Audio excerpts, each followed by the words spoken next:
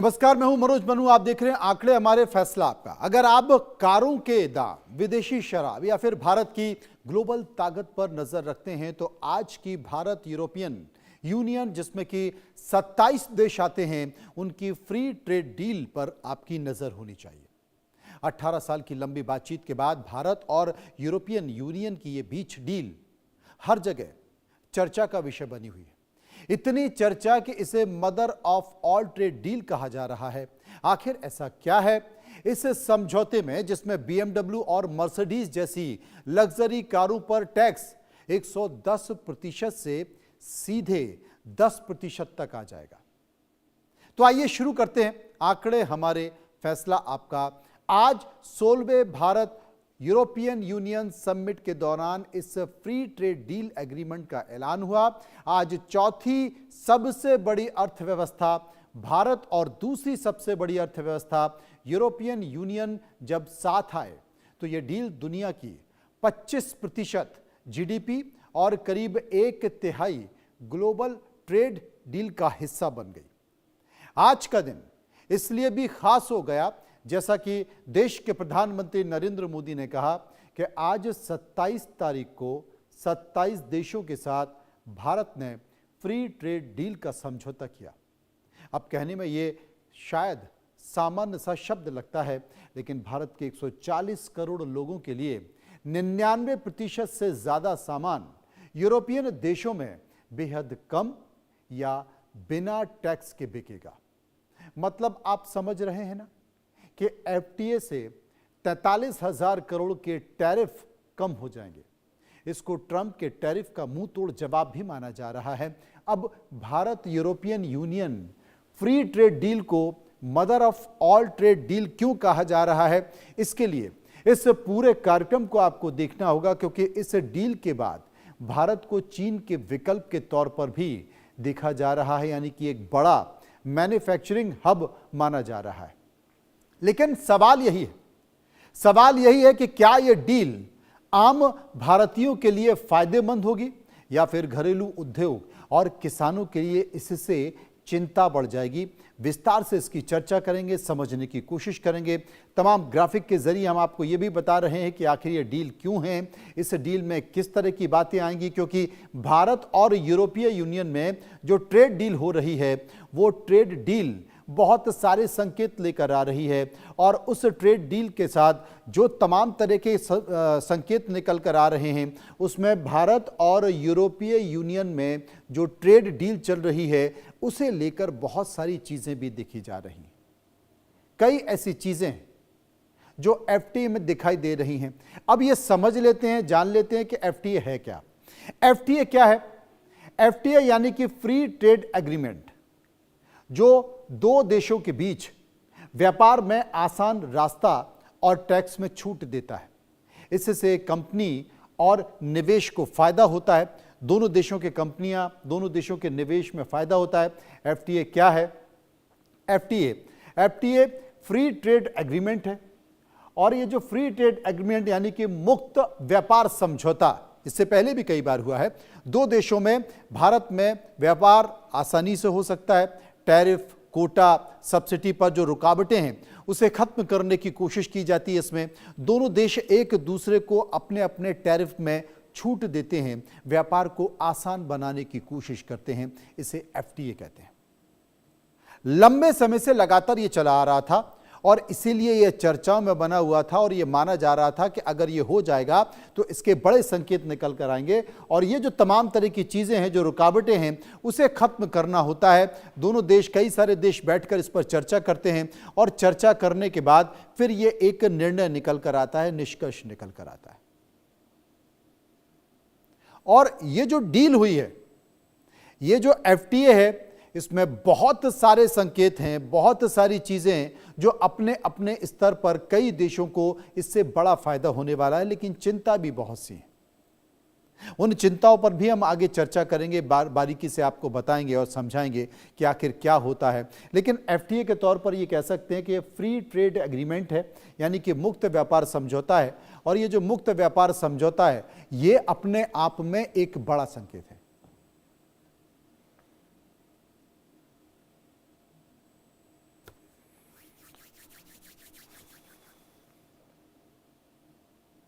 तो समझने की कोशिश करेंगे, जानने की कोशिश करेंगे। इस बीच बहुत सारे बयान भी हैं। आज देश के उद्योग मंत्री पीयूष गोयल ने इस पर बहुत कुछ कहा है, अपना पक्ष रखा है। लोगों की भी बहुत सारी प्रतिक्रिया निकल कर आ रही है। लोगों ने इस मसले पर क्या कहा है, गौर से सुनिए।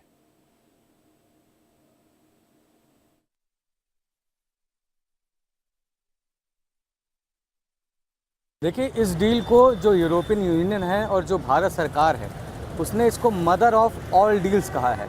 मतलब कि ये पूरी जितनी भी डीलें हुई हैं आज तक दुनिया में, उन सब की माँ है एक तरीके से, जिसमें दोनों देशों को भरपूर फ़ायदा होने वाला है और ख़ासकर भारत को।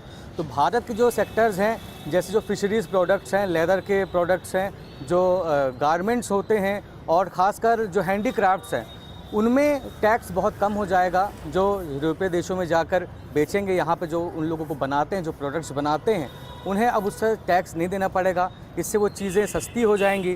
देखिए, जब हम ईयू डील की बात करते हैं और मौजूदा जो वैश्विक स्तर का जो परिवेश बना है, ट्रंप के तमाम सारे देशों पर टैरिफ लगाने के बाद खास तौर पर भारत पर जब टैरिफ लगाया तो सभी लगभग देश चौंक गए, क्योंकि भारत का बेहद करीबी माना जाता था अमेरिका। लेकिन अमेरिका की चूंकि जिस तरीके से ट्रेड वाली नीति पहले रही, अमेरिका फर्स्ट वाली नीति रही, खासतौर पर जो बाइडन के जाने के बाद, जब राष्ट्रपति जो है ट्रंप आए, उसके बाद से जो अमेरिका की नीति रही तमाम देशों के खिलाफ, जो ईरान से लेकर के भारत और तमाम यूरोपीय कंट्रियन के ऊपर, तो वहाँ से स्थिति थोड़ा बिगड़ना शुरू हो गई। और फिर हम नाटो की बात करें या फिर यूरोपियन यूनियन की बात करें, वो अमेरिका से कहीं ना कहीं दूरी बनाने लगी और उन्हें कहीं ना कहीं भारत से संभावनाएं देखने को मिली। I would say that it's just a byproduct of how long international relations take when it comes to agreements to come to pass. ये deals बहुत ज़्यादा substantive होती है, बहुत time लगता है इनको actually pass कराने में. So I think it's a good move. Yes, I think India is substantially making itself more and more stronger when it comes to having a stance in the international economic community. I feel yes because tariff के वजह से India ने loss लिया है and ये deal की वजह से जो तकरीबन 2 डेकेड्स के लिए फंसी हुई थी, अभी जाके हो गया है।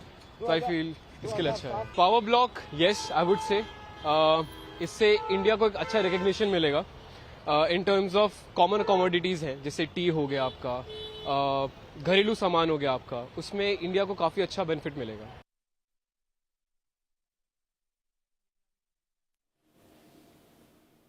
अब ये जो डील है भारत को बड़ा फायदा देने वाली है, ऐसा कहा जा रहा है। जैसे कि कपड़े, जूते, लेदर जो प्रोडक्ट है, उनकी ड्यूटी घटने से गारमेंट और फुटवेयर सेक्टर को भी सीधा लाभ होने जा रहा है। डिफेंस के सेक्टर में बात की जा रही है। डिफेंस में फ्रांस और जर्मनी जैसी कंपनियां निवेश कर सकती हैं, ये कहा जा रहा है। भारत की जो भारतीय हथियारों की कंपनियां हैं, वो हथियारों की कंपनियों को यूरोपीय डिफेंस फंड तक अपनी पहुंच बन सकती है। यानी कि आम आदमी की जो ज़रूरत है वहाँ से लेकर, यानी कि कपड़े, जूते, लेदर के प्रोडक्ट, वहाँ से लेकर डिफेंस सेक्टर तक इसका फ़ायदा होने जा रहा है, क्योंकि 27 देशों के बीच जो एग्रीमेंट है उसकी बात की जा रही है।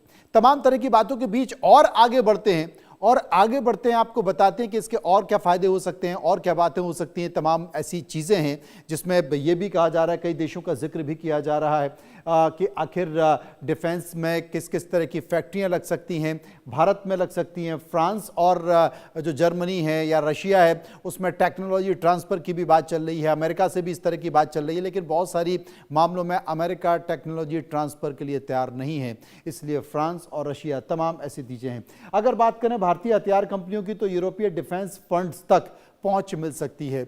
ये बहुत सारे ऐसी चीज़ें जिन्हें हम इस स्तर पर देख सकते हैं और उसको फ़ायदा मिल सकता है।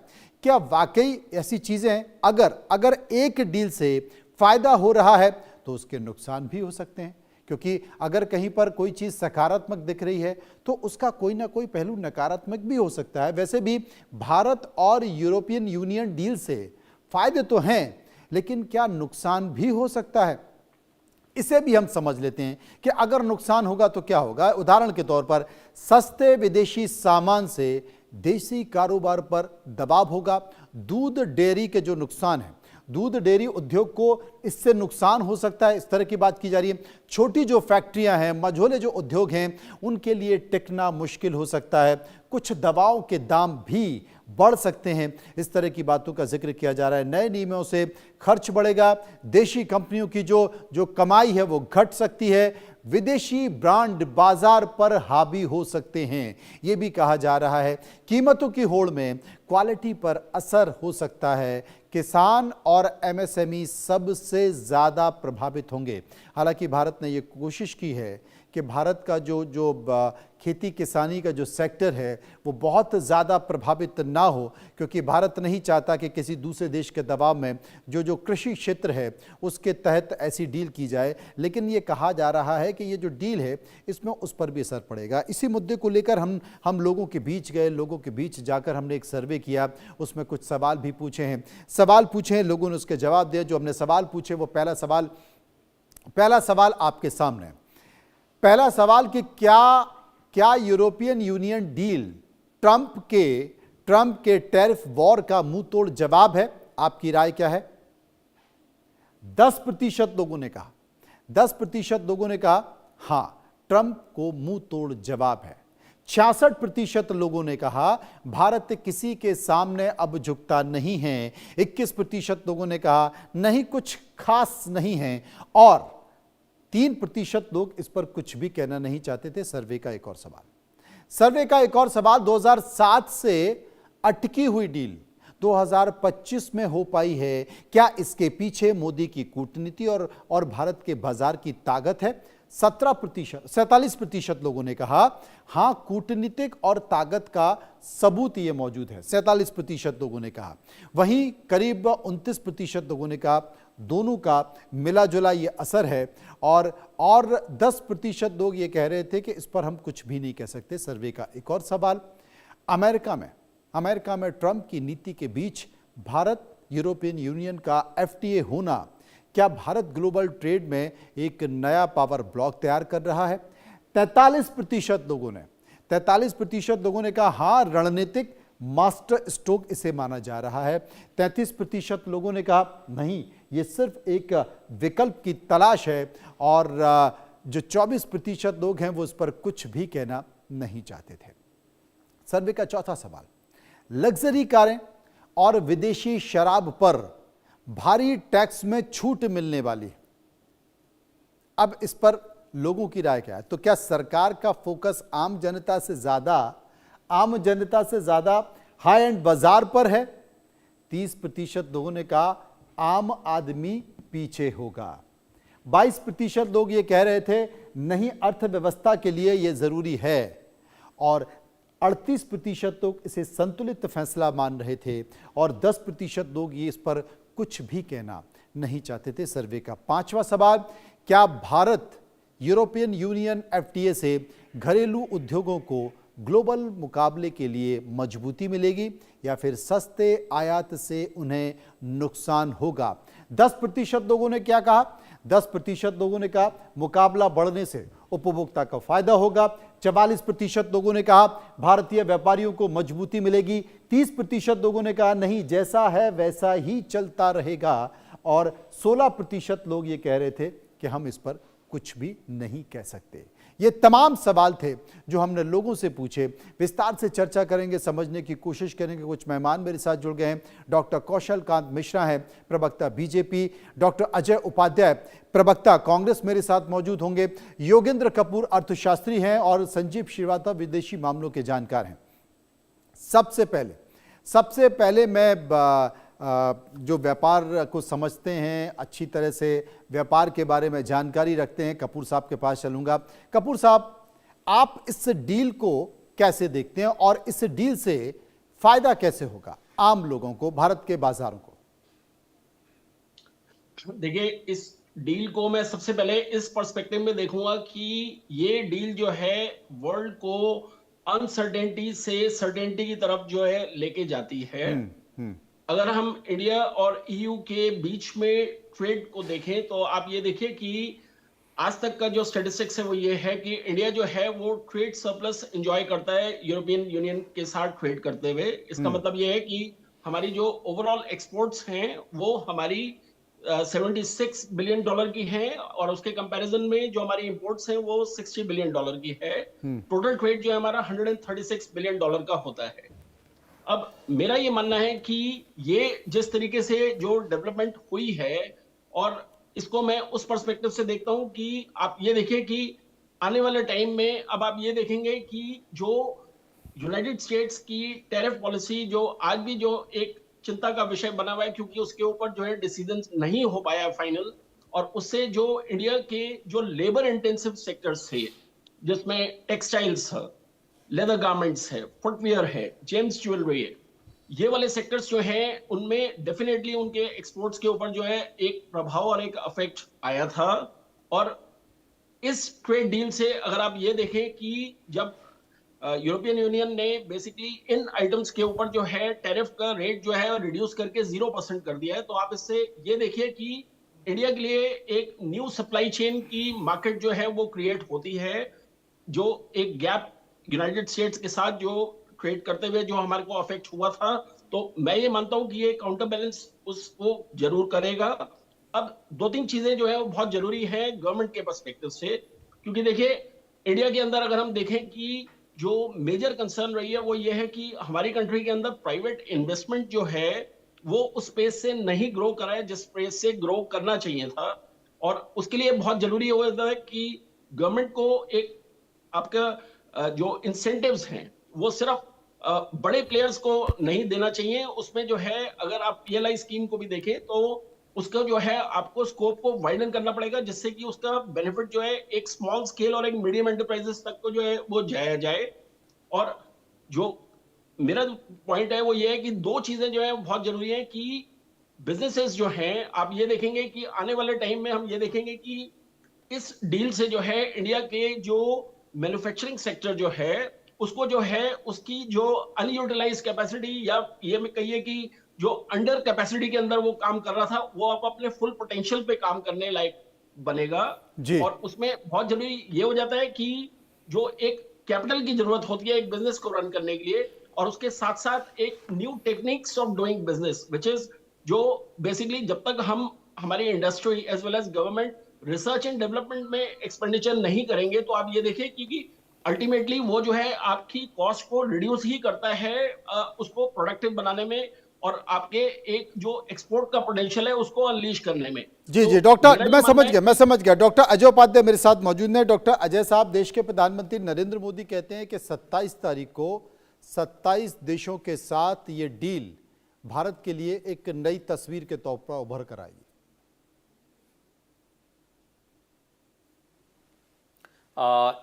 ये जो यूरोपियन यूनियन और इंडिया के बीच जो फ्री ट्रेड एग्रीमेंट है, नो डाउट इसके बड़े मायने होंगे इकोनॉमिक स्फीयर में, और पूरी तरह हम लोग संभावना है कि इसमें निर्यात बढ़ेगा पर्याप्त मात्रा में, बड़ा मार्केट हमको भी मिलेगा, और यूरोपियन यूनियन के लिए भी इंडिया जैसे एक 140 करोड़ का देश है तो उसे भी इसका लाभ होगा। डील जब भी होती है, डील है, डील का मतलब दोनों ने मिलकर के डील किया है, दोनों को लाभ पारस्परिक होगा तभी इस डील का मीनिंग होता है। एफडीआई में बढ़ोतरी होगी। पहले भी एफडीआई में 4-5 जो सेक्टर हमारे हैं, इंफ्रास्ट्रक्चर, फिनांस या ऑटोमोबाइल्स, ग्रीन एनर्जी, इन सभी क्षेत्रों में एफडीआई यूरोपियन यूनियन का सर्वाधिक हमारे यहाँ रहा है। सेवा के क्षेत्र में भी निश्चित तौर पे पहले से मुझे लगता है कि लाभ होना चाहिए, और सप्लाई चेन हमारा और मजबूती के साथ आगे बढ़ सकता है। पर इसके साथ कुछ कुछ जो चुनौतियां और शंकाएं हैं उसको भी सरकार ने मुझे लगता है ध्यान देने का प्रयास किया होगा, या आने वाले समय में उस पर हम विचार करेंगे जब डील की सारी चीजें पब्लिक डोमेन में आएंगी। आपने भी आपके अपने रिपोर्ट में भी दिखाया, और ये सच्चाई है कि कृषि और डेयरी सेक्टर पर एक बड़ा प्रेशर डेवलप होने की संभावना दिख रही है। ईयू में बड़े सस्ते, चूंकि वहां सब्सिडी बहुत मिलती है, इसलिए कृषि और डेयरी सेक्टर बहुत सस्ते वहां पे हैं, और उसका यदि सप्लाई चेन पर असर पड़ा तो भारत की डेयरी और कृषि सेक्टर जो है बुरी तरह बर्बाद होने की स्थिति में आएगी। उस पर हमको विचार करना पड़ेगा। उसके साथ पर्यावरण का एक बड़ा इशू है। ईयू में पर्यावरण को लेकर वो लोग बड़े संवेदनशील होते हैं, और कार्बन जो जिससे ज़्यादा उत्सर्जित होता है वैसे सेक्टर को वो बैन किए हुए हैं, अभी भी अलग से टैक्स उस पर लगाते हैं। दूसरा है लेबर लॉज का भी एक बड़ा इशू होता है। ईयू उन चीज़ों को प्रतिबंधित करने का शुरू से प्रयास किया है जिसमें लेबर मापदंड जो है वो पूरे नहीं किए गए हों।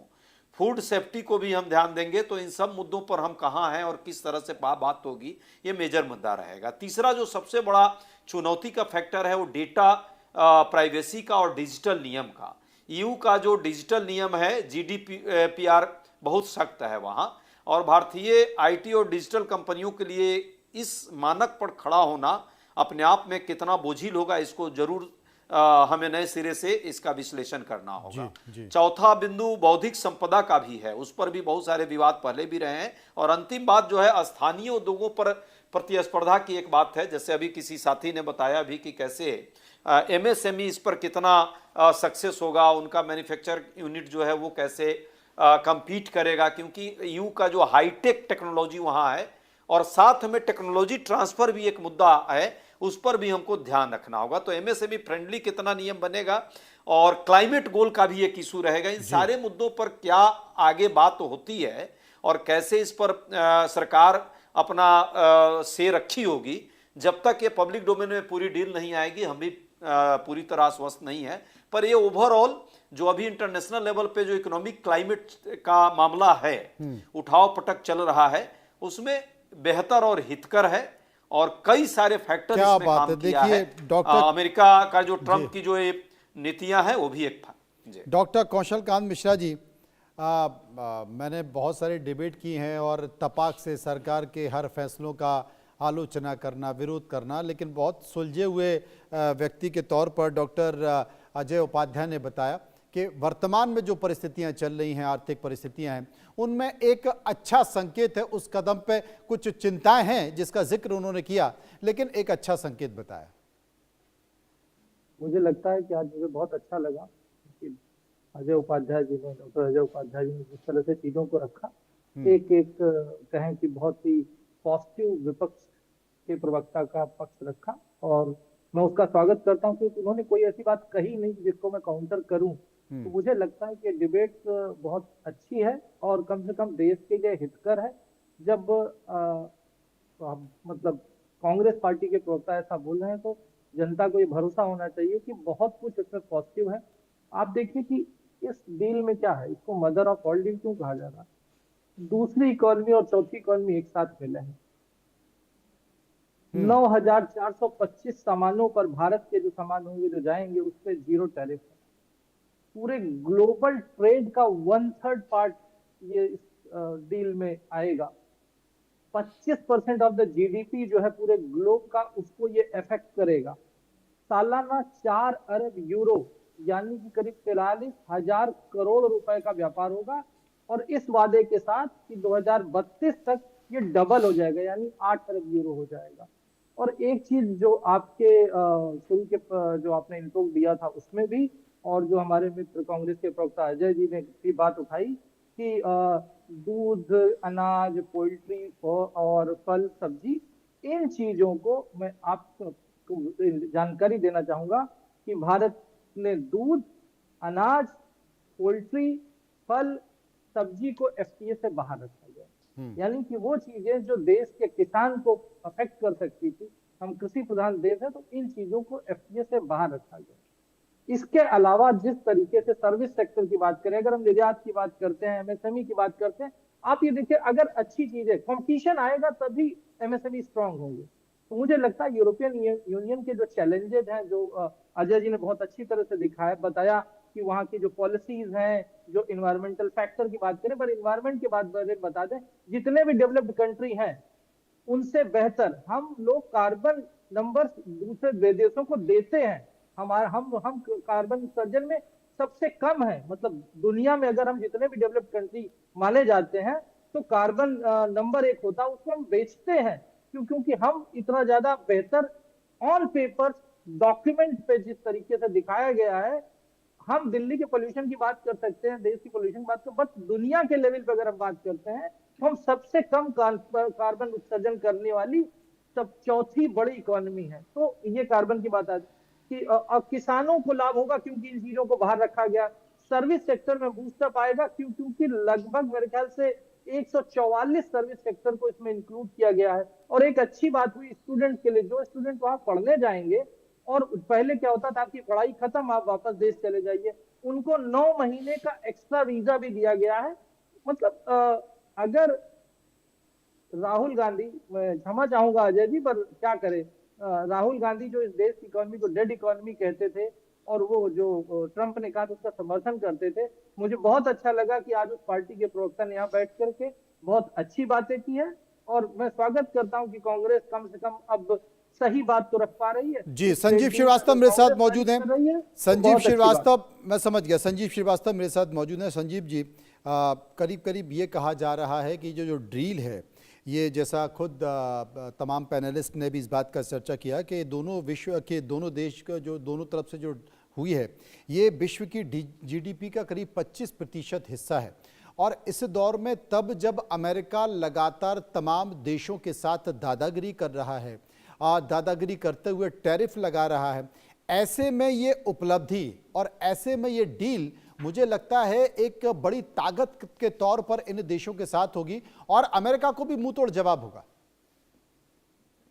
मनोज जी, सबसे पहले तो मैं ये कहूँगा कि ये जो डील है जो कि बहुत ही ऐतिहासिक है, हिस्टोरिक है, और विश्व के जो भी आर्थिक इतिहास में जो बड़ी डील्स हुई हैं उन सभी बड़ी डील्स में ये एक है, और जिसे कि अब मदर ऑफ ऑल डील्स भी कहा जा रहा है, जो कि बिल्कुल सही टर्म है।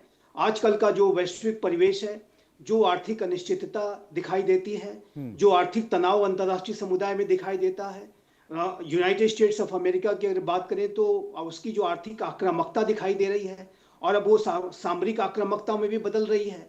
तो ऐसे में ये जो डील है, ये भारत और यूरोपियन यूनियन के 27 राष्ट्रों के लिए तो बड़ी अच्छी खबर है ही, ऐतिहासिक क्षण है, लेकिन ये पूरे विश्व के लिए भी बहुत अच्छी खबर है।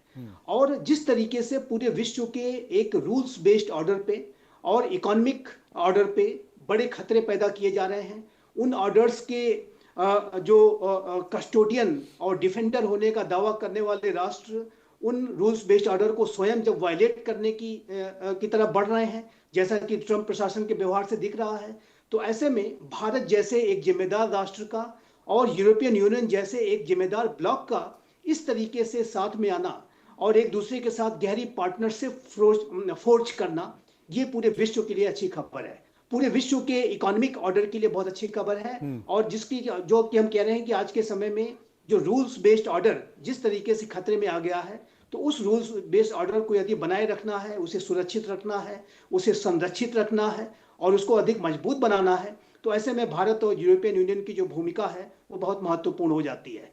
और एक बात मैं यहाँ पर अवश्य जिक्र करना चाहूंगा कि ये जो ट्रंप प्रशासन है वो पहले भी इसी तरीके के डिसरप्टिव एक्टिविटीज को पहले भी कर चुका है। पहले कार्यकाल के दौरान राष्ट्रपति Donald Trump Paris climate deal से बाहर आ गए थे, लेकिन क्या पेरिस क्लाइमेट डील टूट गई?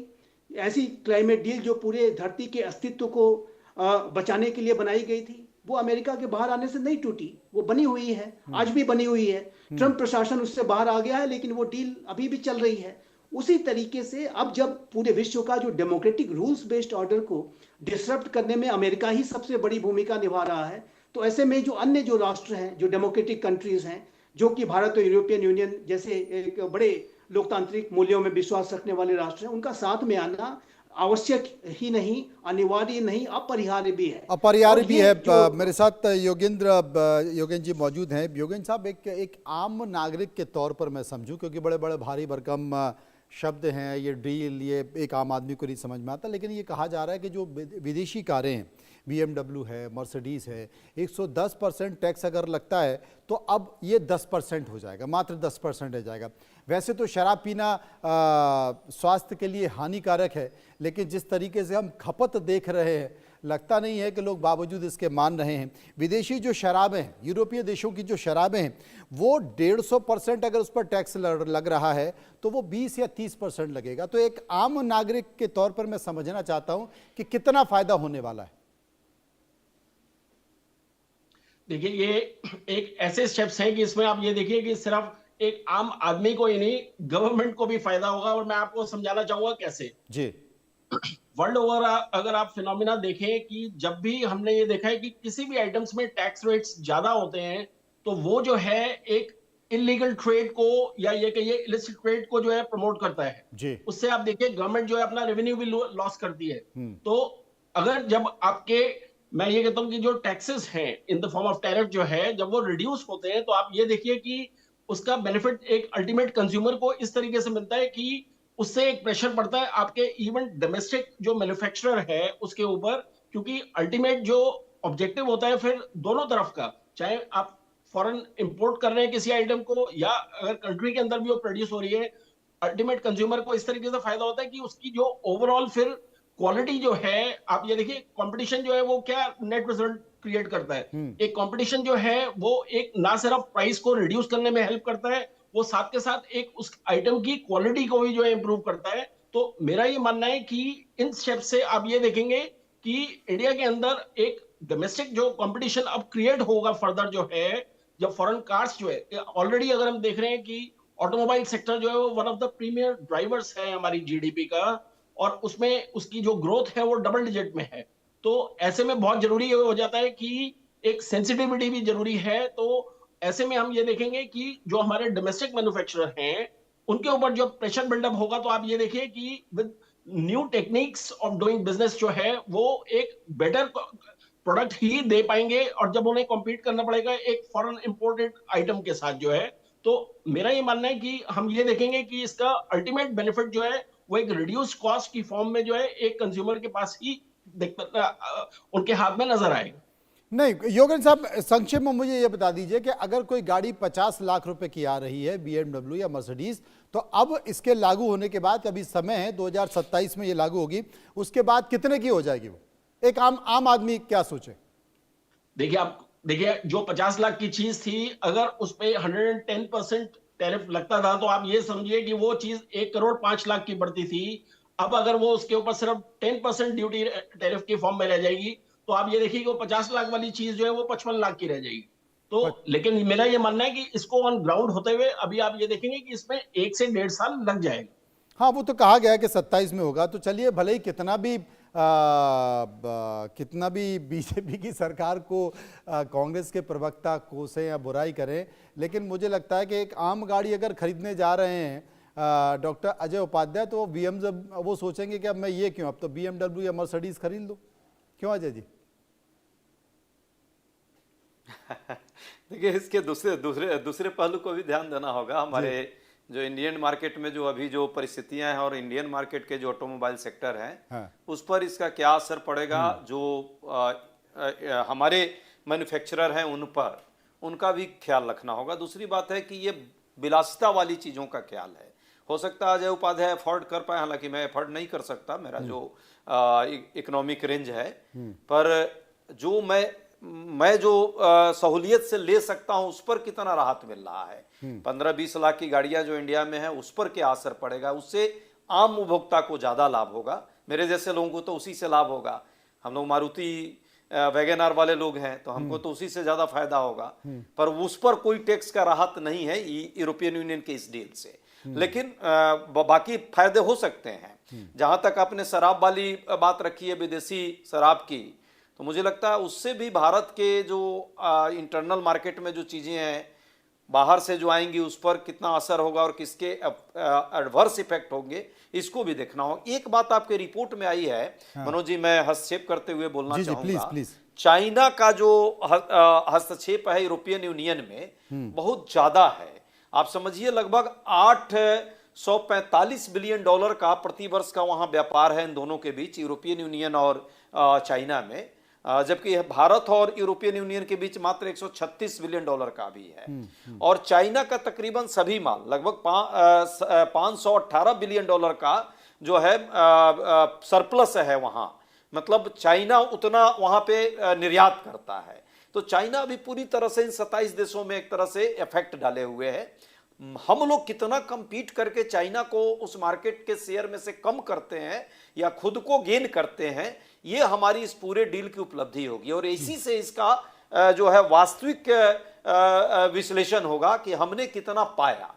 जैसे उनके लिए हम बड़ा मार्केट हैं, 145 करोड़ जनसंख्या हमारी है, वो बढ़ते हैं तो उसका लाभ हमको उतना नहीं होगा जितना हम बढ़ते हैं और चाइना को वहां से बाहर करते हैं। और ये तभी होगा जब हमारे यहाँ इंफ्रास्ट्रक्चर मैन्युफैक्चरिंग सेक्टर में बढ़े। अभी भी मैन्युफैक्चरिंग सेक्टर हमारा बहुत ही स्थिति खराब है। 11.45% का ग्रोथ है, जो 15.5 का ग्रोथ शुरुआत थी और अब घटते घटते 11 पर आ गया और ये घट रहा है।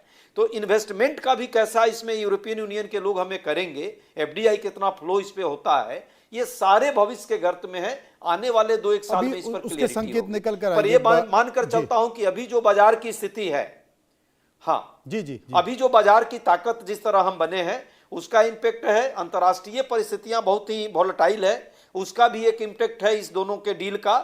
दोनों की जरूरतें हैं और यूएस का भी एक फैक्टर है। मिश्रा जी, ये बड़ी चिंता है। एमएसएमई सेक्टर है जो अभी ग्रो कर रहा है, बहुत सारे लोग जा रहे हैं, सरकार भी पिच कर रही है, लेकिन आपको लगता है कि इस डील से जो घरेलू बाजार है या जो आपके देसी प्रोडक्ट हैं उन पर कोई विपरीत असर पड़ेगा? इसका ख्याल रखा गया? ख्याल तो अगर एक हम जैसे कार की बात हो रही थी, BMW कार जो 1 करोड़ की थी, वो अगर 55 लाख में मिल रही है, मिलने लगेगी, तो वो लोग, उनको सस्ती इंडिया के मार्केट को मिली, तो वो आदमी जो महिंद्रा खरीदता था वो या जो टोयोटा खरीदता था वो उसको लेने की कोशिश करेगा। तो उससे क्या होगा, इंडिया के जो मार्केट है उसके ऊपर प्रेशर पड़ेगा, वो सस्ती होगी, उससे क्या होगा, कॉमन मैन की अप्रोच में नई कारें आएंगी, नए प्रोडक्ट आएंगे। एक सोचने का तरीका है। मैं कोई इकोनॉमिस्ट नहीं हूँ, पर एक जो कॉमन चीज मेरे दिमाग में आई मैंने बोली। देखिए, डील हुई है, अच्छी बात यह है कि पक्ष और विपक्ष सभी इसका स्वागत कर रहे हैं। आज का जो ग्लोबल इकोनॉमिक प्रोस्पेक्टिव है उसके अकॉर्डिंग एक नया वर्ल्ड ऑर्डर हो रहा है। जिस तरीके से अमेरिका बिहेव कर रहा है ग्लोबली, तो ऑब्वियसली नए वर्ल्ड ऑर्डर सेट होंगे। तो इस इकोनॉमिक डील के इकोनॉमी के अलावा, देश की इकोनॉमी के अलावा जो एक वैश्विक प्रभाव पड़ेगा उसका एक बहुत बड़ी बात है। और जो चाइना की बात की है, तो चाइना बहुत बड़ा मार्केट था, और जिस तरीके से हम धीरे धीरे इंडियन मैन्युफैक्चरिंग को बढ़ा रहे हैं। अगर डिफेंस की बात करें, डिफेंस एक्सपोर्ट 2014 मतलब चूंकि एक लैंडमार्क कहा जाता है, 31 गुना बढ़ा है। टोटल एक्सपोर्ट 2 गुना बढ़ा है। हम जिस तरीके से फ्रेजाइल 5 से हम चौथी इकॉनमी पहुंच गए हैं। जहां तक एफडीआई की बात है, 2014 में ये $36 बिलियन का था, जो आज बढ़कर के 2023 का आंकड़ा मेरे पास है, वो $71 बिलियन का हुआ है। तो ग्रेजुअली हम बेहतर की तरफ जा रहे हैं, कोशिश कर रहे हैं। सरकार एक अच्छी पॉलिसी बनाती है, विशेषज्ञों से मिलकर के उसको धरातल पे लागू करती है। ऑब्वियसली यस, इन सारे पॉजिटिव चीज के साथ साथ फ्यूचर के गर्त में इसका रिजल्ट बाकी है। हाँ, जो हमारी बेसिक चीज है, किसानों को बचाया गया है, जो खाद्य की इंडस्ट्री उसको बचाया गया है, जो वीक हमारे सेक्टर्स थे इंडिया के उसको बचा करके उसको एफडीए से बाहर रखा गया है।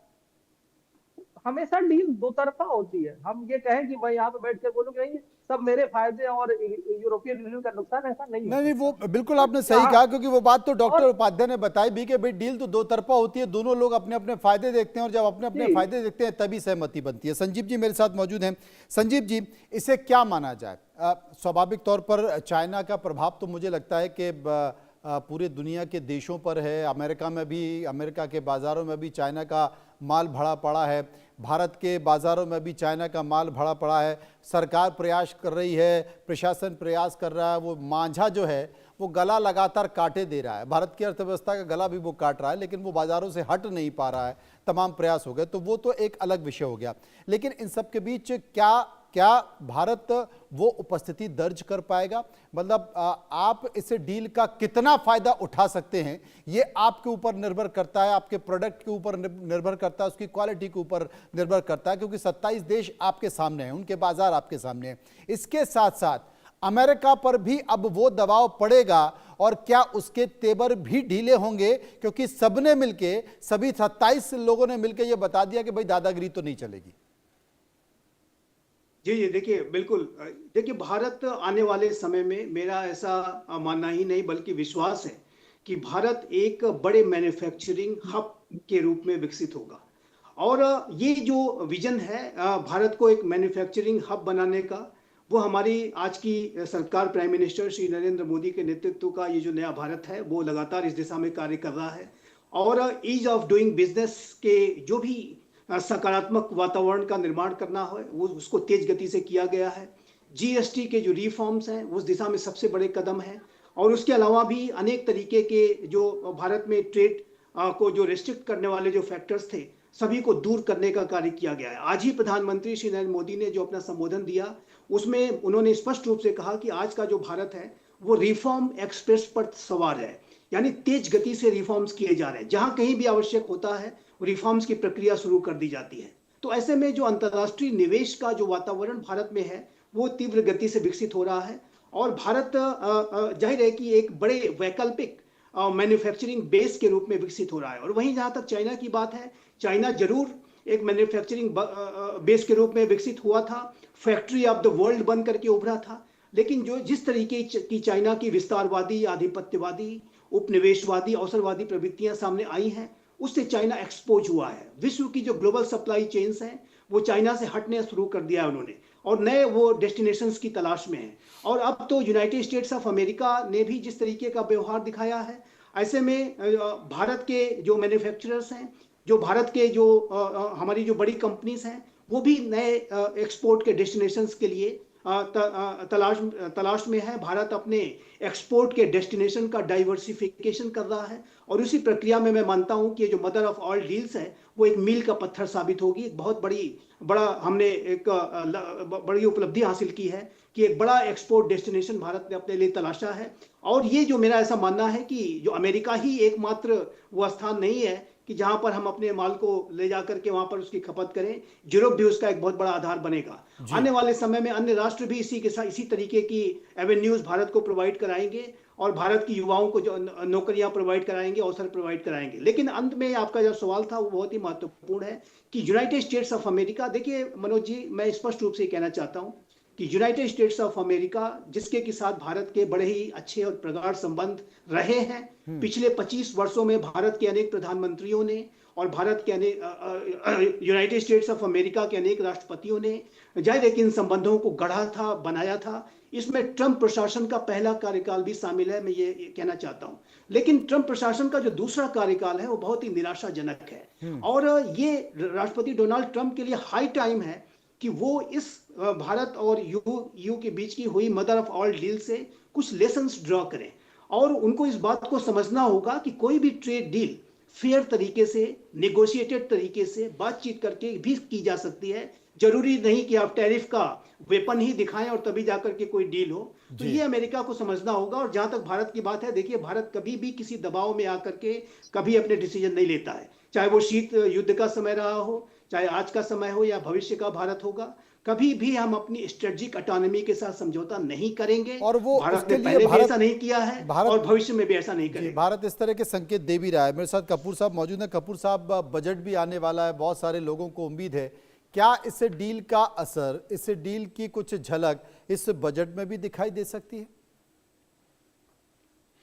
मैं बिल्कुल इसी पॉइंट के ऊपर मैं आना चाह रहा था कि देखिए, अगर हम ये देखेंगे कि इस डील से मेजर जो बेनिफिट है वो किसको होगा, तो मेरा ये मानना है कि जो ऑर्गेनाइज्ड सेटअप्स हैं और ऑर्गेनाइज्ड प्लेयर्स हैं और जो ऑलरेडी बड़े स्केल पे जो ऑपरेट करती हैं कंपनीज, उनको तो इसमें जरूर फायदा होगा। लेकिन हमें एक चीज को सबको मानना पड़ेगा और समझना पड़ेगा कि इंडिया का जो एसएमई सेक्टर है वो स्ट्रेस के अंदर है और ऐसे में बहुत जरूरी है कि उनको एक गवर्नमेंट की तरफ से हैंड होल्डिंग करना बहुत जरूरी है और उसमें दो तरीके से उनको बेनिफिट कराया जा सकता है।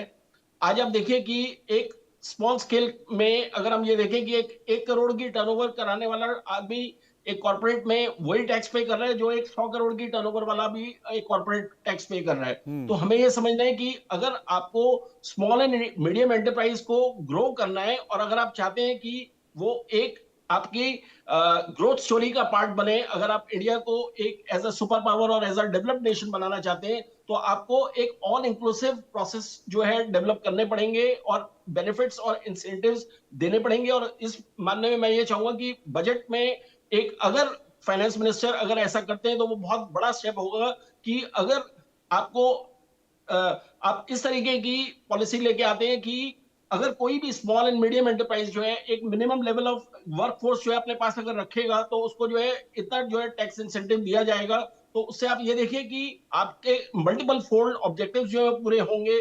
गवर्नमेंट के पॉइंट ऑफ व्यू से जो है एक जॉब क्रिएशन के एवेन्यूज जो है वो क्रिएट होंगे। साथ के साथ जो है गवर्नमेंट को रेवेन्यू क्रिएट होगा जब आप देखेंगे कि आपका ऑप्टिमम यूटिलाइजेशन होगा रिसोर्सेज का, और साथ के साथ हम ये देखेंगे कि एक स्मॉल एंड मीडियम एंटरप्राइज जो है वो इंडिया की ग्रोथ स्टोरी का पार्ट बनेंगे। जी, ये वाकई बहुत बेहतर संकेत है और उम्मीद करते हैं कि शायद आने वाले समय में कुछ निकल कर आएगा। बजट भी आने वाला है, पूरे देश के लोगों को बजट का इंतज़ार है और इस इंतज़ार में क्या संकेत निकल कर आते हैं, क्या नहीं आते हैं, देखने वाली बात होगी। लेकिन 2027 में ये लागू होंगे और जब लागू होंगे तभी पता चल पाएगा, जैसे कि डॉक्टर अजय उपाध्याय ने कहा है, कि इसकी तस्वीरें कैसी हैं। बहुत बहुत शुक्रिया करेंगे सभी लोगों का जो विस्तार से मेरे